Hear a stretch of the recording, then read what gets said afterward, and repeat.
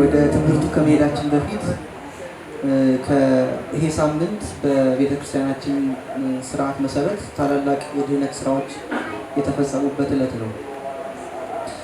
ስለዚህ ስንክሳራችንን መሰረት አድርገን በእነዚህ በቀጣዮቹ ቀናት ከትላንትና ጀምሮ እስከ ሚያዝያ 1 እስከ ዓርብ ድረስ የሚከበሩ የሚታሰቡ በዓላትን ለማስታወስ እሞክራለሁ። በረከቱ እንዲደርሰን ለማድረግ ያክል ነው።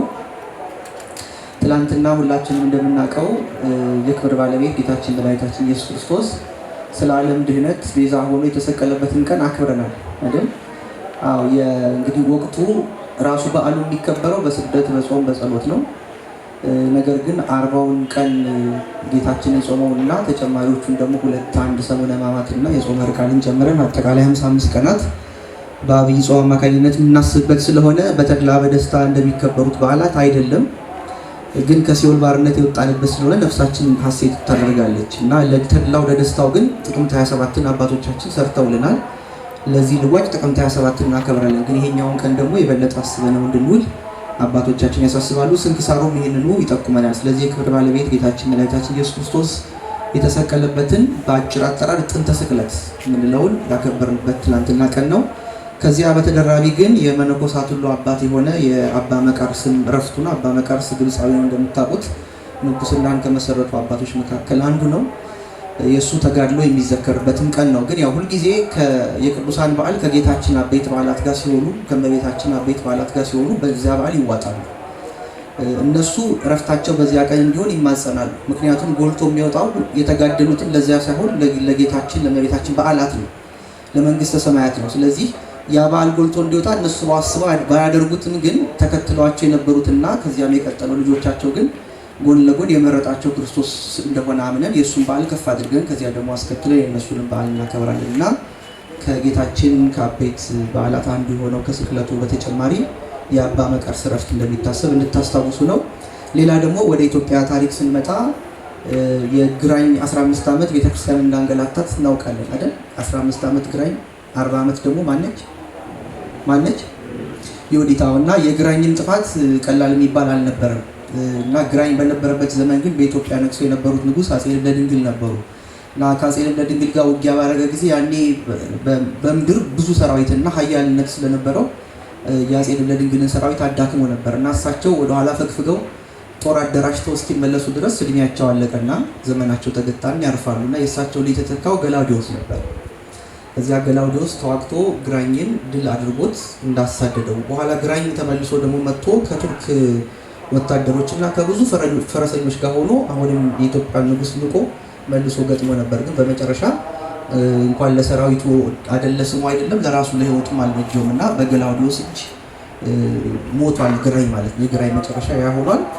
ነገር ግን በዚህ ዕለት መታሰቢያው የተደረገው የገላውዲዮስ መታሰቢያው የዕረፍቱ መታሰቢያ ነው እና በዚህ ቂም የተነሳው ሌላ የአረቦች ሙስሊሞች አርበኛ የነበረ ሰው እሱ በተቀመጠበት ቦታ በዚህ ቀን መጥቶ ያው ውጊያ እንዲገጥም አድርጎታል። በሱ ተቀምጦ የጌታችንን ስቅለት በዓል ለማክበር ተሰብስበው ነበር ገላውዲዮስ እና ሌሎች ጓደኞቹ ማለት ነው እና ግዴለም ጦራችን እስክናደራጅ ድረስ እናፈግፍግ ሲሉት የክርስቲያኖችን ቤተክርስቲያናትን መቃጠል የክርስቲያኖችን መሞት ማየት አልፈልግም፣ ስለዚህ ይሄን ከማይ የሚሆነውን ሰማዕትነት መቀበል አለብኝ ብሎ ብቻውን ሄዶ ተዋግቶ ነው ገላውዲዮስ ከጥቂት ሰዎች ጋር ብቻ በሰማዕትነት ያረፈው። በረከቱ ይደርብን። ሌላ በ28 ነገ ማለት ነው የጻድቁ ንጉስ የቆስጠንጢኖስ ዕረፍቱ ይታሰባል። ቆስጠንጢኖስ ደግሞ እንደምታውቁት የንግስት እሌኒ ልጅ ነው እና ቆስጠንጢኖስ በተለይ ልክ ሙሴን እናቱ አስተምራ ሃይማኖቱን ጠብቆ ለወገኖቹ እንዲደርስ እንዳደረገ ሁሉ ለቆስጠንጢኖስም ምክንያት የምትሆነው መጀመሪያ ንግስት እሌኒ ናት። እዚህ ባለበት ቦታ ሆና ስለ ክርስቲያኖች ጉዳይ በደንብ አድርጋ ጠንቅቃ ታስተምረው ትመክረው ነበርና በዚያን ጊዜ ግን የሮማ ክርስቲያኖችን ያሰቃየ ነበረ መክሲሚያኖስ የሚባል አረማዊ እንደነበርና ቆስጠንጢኖስ ግን ካደገ በኋላ መክሲሚያኖስን ተዋግቶ ክርስቲያኖችን ነፃ እንዳወጣቸው መነሻ ምክንያት የሚሆነው በሮማ ያሉ ክርስቲያኖች የደረሰባቸው መከራ እየጻፉ ለቆስጠንጢኖስ ይልኩለት ነበር። በኢትዮጵያ ታሪኩም ውስጥ ልክ እንደዚህ ያለ አይደል? አሁን የአፄ ዳዊት የነበረው ታሪክ ጋር ስንመለከት የመስቀሉ መምጣት ከደብዳቤ ጋር ነው። በዛ አካባቢ ያለው ነገር ግራ ሲገባቸው ክርስቲያኖች ከሌላ ጠረፍ ያሉ ክርስቲያኖች ጋር ይነጋገሩ ነበር ምክንያቱም ዓላማቸው ሀሳባቸው አንድ ነውና እግዚአብሔር በእነሱ ባይገልጽ በሌሎቹ ግን ኃይሉን ገልጦ እንደሚያሳያቸው ስለሚያምኑ ለተሻለው ንጉስ ደብዳቤ ይጽፉ ነበርና የዛን ጊዜ ለቆስጠንጢኖስ ሲልኩለት ቆስጠንጢኖስ ደግሞ እናቱ ከነገረችው ተጨምሮ የክርስቲያኖች መከራ ያሳዝነው ነበር። ስለዚህ እሱም ጦሩን አደራጅቶ እግዚአብሔር እንዲረዳው ሆኖ ሄዶ ተዋግቶ መክስሚያኖስን አሸንፎታል። ለውጊያው ምክንያት የሆነው ግን እንዴት ነው መዋጋው ብሎ በሰገነቱ ላይ ቁጭ ብሎ ሲያስብ የመስቀል ምልክት እንዲያደርግና ያን ከፊት አድርጎ ይዞ እንዲሄድ ከዚያ በመስቀሉ አማካኝነት ብዙዎች እንደሚሞቱ ስለነገረው ያን አድርጎ ነው እንግዲህ የመክስሚያኖስ ወታደሮች ገና መስቀሉን ሲያዩ እየወደቁ ከዚያ ደግሞ በውጊያ ውስጥ የቀሩት ተሸንፈው መክስሚያኖስን ድል አድርጎ አብያተ ጣዖታት ይጥራዋ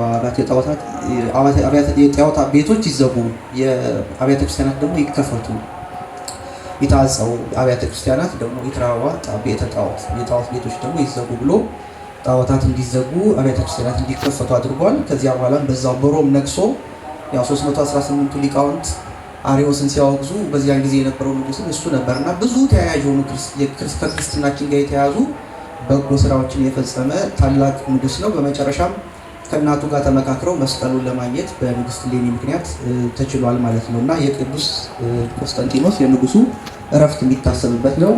በረከቱ ከኛ ጋር ለዘላለም ትኑር። ሌላ በ29 እመቤታችን ቅድስት ድንግል ማርያምን መልአኩ ቅዱስ ገብርኤል ያበሰረበት ዕለት ነው። ቅድም እንዳልኳችሁ ስቅለቱ፣ ጽንሰቱ እና ትንሣኤው የሚከበርባቸው ሳምንታት ናቸው እነዚህ ሳምንታት። ስለዚህ ጌታችን የተጸነሰበት ጽንሰቱ ደግሞ የሚታሰብበት መጋቢት 29 ቀን ነው። ይህም ብቻ ሳይሆን ከብስራቱ ጋር ተያይዞ ጽንሰቱ ማለት ነው። ይኩነኒ ስትል ወዲያው በአንድ አይን ጥቅሻ በማኅፀኗ አደረ ስለሚል ጽንሰቱም ብስራቱም በአንድ ዕለት ነው እና በዚያን ቀን ጌታችን ተጸንሷል። ከዚያ ባሻገር ደግሞ በ27 ከተሰቀለ በኋላ በሶስተኛው ቀን ነው ሙስና መቃብር እንድል አድርጎ የተነሳውና በ29 ደግሞ ልዩ የሆነች የከበረች ትንሣኤውም የምትታሰብበት ነው እና በመነሳቱ ለሙታን በኩር ሆነ ብላ ቤተክርስቲያናችን እንዳስተማረችን ያን የምናስብበት ዕለት ነው። ለጌታችን ኢየሱስ ክርስቶስም ከቸር አባቱና ይቅር ባይ ከሆነ ከመንፈስ ቅዱስ ጋር ክብር ምስጋና ለዘላለሙ ይሁን። ስንክሳሩ እንደሚለው ማለት ነው። ከዚያ በመቀጠል በዚሁ ቀን ቅዱስ ጳውሎስ ኢሉዋሪቆን የምትባል ከምድር ዳርቻ ያለች ሀገር ሄዶ ያስተማረበትን ቀን ይታሰባልና ስሟ ኢሉዋሪቆን ነው። ግን ቅዱስ ጳውሎስ የማይደርስበት ቦታ ስላልነበር በዚያች ቦታ ሄዶ ለሐዋርያ አገልግሎት ሲሄድ ሰዎቹ ግን ጠልሰም የሚባል ይሄ እንደ ቀጭን በስዕል በቆዳ ላይ የሚሳሉ ነገሮች አይታቸዋል። ለበጎ አገልግሎትም እንጠቀምበታለን፣ ግን ሰዎች ለአምልኮ ደግሞ ይጠቀሙበታልና ያን አምላካችን ነው እያሉ ከባህር ከወንዝ ጋር አገናኝተው የሚያመልኩ ሰዎችን በዚህ በ29 ነበር እነሱ በዓላቸው የሚያከብሩት። ግን እነሱን እመቤታችን ረድተው አሳምኗቸው ከነ ንጉሱ ጭምር አጥምቆ ክርስቲያን ያደረገበት ቀን የሚታሰብበት ነው። ስለዚህ ያን ክፉ ባህላቸውን ወደ በጎ በዓል እንዲቀየር ያደረገበት ሐዋርያዊ ተልእኮ ተጋድሎ የሚታሰብበት ነው የቅዱስ ጳውሎስ። በረከቱ ከኛ ጋር ትሁን። በ30 አብሳሬ ትስብእት ቅዱስ ገብርኤል ብስራቱን ነግሬያቸዋለሁ፣ በ29 ብያቸዋለሁ። ስለዚህ በ29 የእመቤታችን መበሰር የጌታችንን በማኅፀኗ ማድረስ የእሷ ክብር ልዕልና ስለሚነገር የቅዱስ ገብርኤል ደግሞ አስተዋጽኦ ተደብቆ እንዳይቀር አባቶቻችን በ30 ቅዱስ ገብርኤል እንድናስብ አድርገዋል። መጀመሪያ ንቁም በብህላዊነ በያለንበት ንቁም ብሎ መላእክትን አጽንቷቸው ነበር። ለዚያች በጎ ስራው መጨረሻ ላይ ሌሎች መላእክት ያልተሰጣቸውን የክርስቶስን ልደት ለዓለም ድነት የሆነ ድነት እንዲናገር ቅዱስ ገብርኤል ተመርጧል። እዚህ ትልቅ ክብር ነው የተሰጠው እና በምልጃው እንደሚረዳን ይሄን መደረጉ ደግሞ መመረጡ ደግሞ ክብር እንደሆነ እንድናስብ አባቶቻችን አብሳሬ ትስብእት በመሆኑ ለዚህ ስለተመረጠ ቅዱስ ገብርኤል እንድታስቡት እንድታከብሩት ይገባል ብለው ሚያዝያ 30 ቀን ደግሞ ለሱ ሰጥተዋል ማለት ነው። ከወራዊ ባህሉ በተጨማሪ ለእግዚአብሔር ምስጋና ይሁን ለዘላለሙ አሜን። የመጨረሻው ሚያዝያ 1 ቀን እስከ ዓርብ ድረስ ብቻ ያለውን ስለምናወራ የአባ ስልዋኖስ ከቅዱሳን አባቶች መካከል አንዱ የሆነ የአባ ስልዋኖስ እረፍቱ ነው። አባ ስልዋኖስ በገዳም የተጋደለ በተግሳጹ ደግሞ በጣም የሚታወቅ አባት ነበረ። ሲኦልና ገነትን ለይቶ እግዚአብሔር አሳይቶታልና በመነኮሳት መካከል ይኖር ስለነበረ ብዙ መነኮሳት ወደ ሲኦል ሲወሰዱ፣ ብዙ ምዕመናን ደግሞ ወደ ገነት ሲወሰዱ አየሁኝ ብሎ ለአባቶቹ ነግሯቸው፣ እሱም ደግሞ ምን ያክል ወዮ እንግዲህ አሁን እኛ የምናውቀው መነኮሳት ናቸው ብዙ የሚጋደሉት አይደል። አሁን ለእሱ ያሳየው ግን እሱ መነኩሴ ስለሆነ ከሱ ይልቅ ምዕመናን ወደ ገነት እንደሚሄዱ እሱ ብዙ እንደሚቀረው አርጎ ስላሳየ ያን ተቀብሎ ያየውን ነገር ግን በብዙ ተጋድሎ ለሌሎችም ተርፎ በመጨረሻ ያው አረፍተ ዘመን ገጥቶት ያረፈ አባታችን ነው አባ ስልዋኖስ። በረከቱ ከኛ ጋር ትሁን።